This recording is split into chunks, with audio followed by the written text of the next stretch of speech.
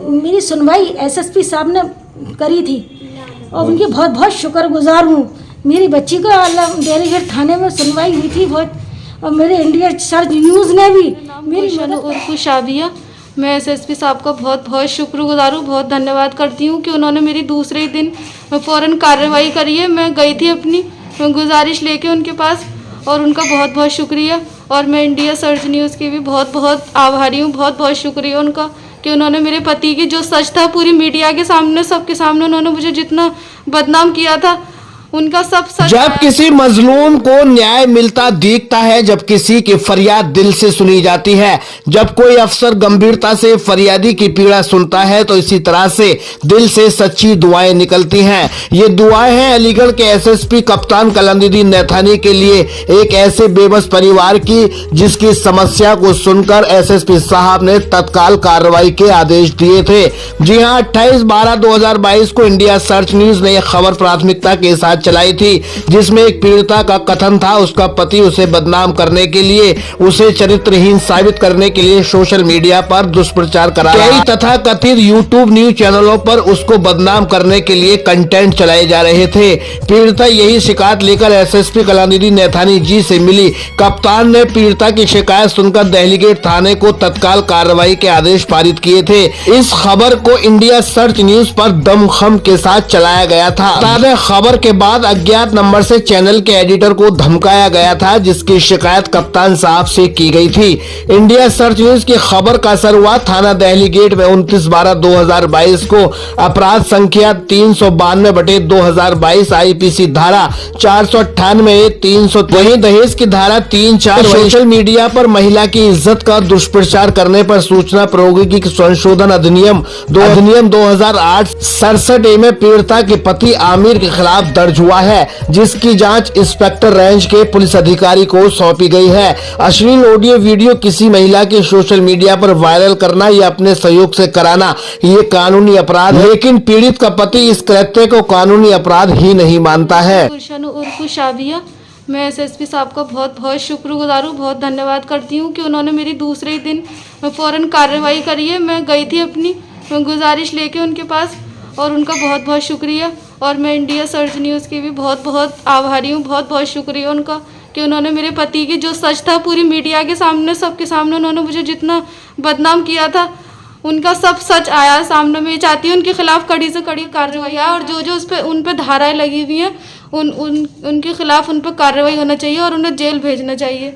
और जैसे उन्होंने मुझे बदनाम किया है बीवी की, जो उन्होंने जो बातें थी, उन्होंने इस तरीके से बातें कही हैं, बहुत झूठ है उनमें सब कुछ।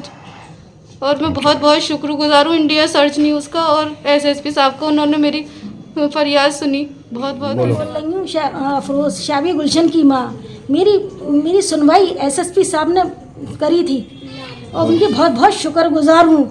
मेरी बच्ची को देहरीगढ़ थाने में सुनवाई हुई थी बहुत, और मेरे इंडिया सर्च न्यूज़ ने भी मेरी मदद करी। मेरे दामन ने बहुत गंदी गंदी बातें करी है, मेरी बच्ची के खिलाफ घर बिगाड़ने के काम करे, मेरी बच्ची के घर बिगाड़ देगा, उसको ऐसा कानूनी कार्रवाई हो, सख्त से सख्त कार्रवाई। सात दर्ज हो गई एफआईआर मेरी सुन ली, और देहलीगढ़ थाने वालों ने भी सुना, इंडिया कॉलोनी वालों ने भी सुना, और उनके ऊपर तोहमत लगाती है पुलिस की, और उन्हें कहते हैं पैसे लेते हैं। हमसे कोई पैसा नहीं लेता, इंडिया सर्च न्यूज़ भी नहीं, कि उन्होंने हमारी मदद करी एसएसपी साहब के वकील में, हमारी बहुत मदद करी उन्होंने।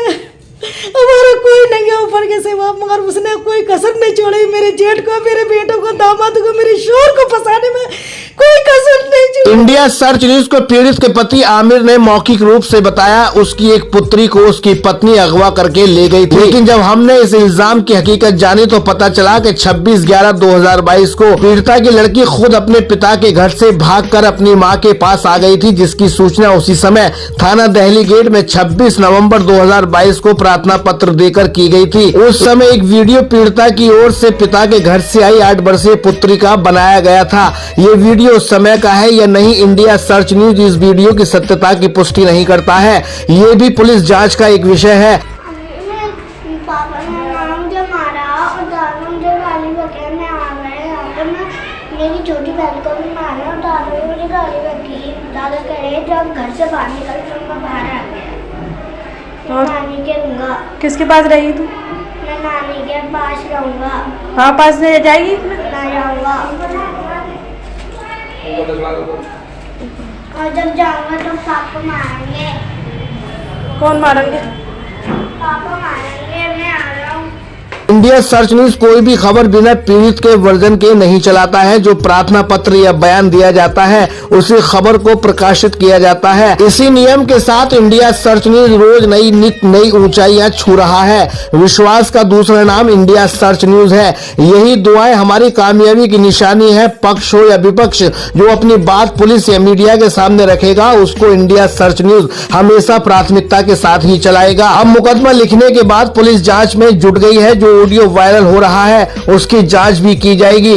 ऑडियो असली है या नकली ये जांच का विषय है, लेकिन हमने जो कानून पढ़ा है उसमें यही अंकित है, किसी महिला की प्राइवेसी को आप सार्वजनिक रूप से फैला नहीं सकते हैं। अगर ऐसा होता है तो ये कानूनी तौर पर दंडनीय अपराध है। आगे देखना होगा कि आमिर और उसकी पीड़ित पत्नी समझौता करके अपना घर बसाएंगे या फिर मुकदमों की चक्की में पति पत्नी का रिश्ता पिसकर रह जाएगा। ये देखने के लिए आप दर्शकों को समय तो लग सकता है। फिलहाल पीड़िता के पति पर मुकदमा लिखकर पुलिस ने कार्रवाई तेज कर दी है और जिन तथाकथित यूट्यूब न्यूज चैनलों ने दुष्प्रचार किया था उन पर भी पुलिस की टेढ़ी नजर हो सकती है। अलीगढ़ से अजहर नवाब के साथ चीफ एडिटर शाहिद रजा की रिपोर्ट, इंडिया सर्च न्यूज के लिए।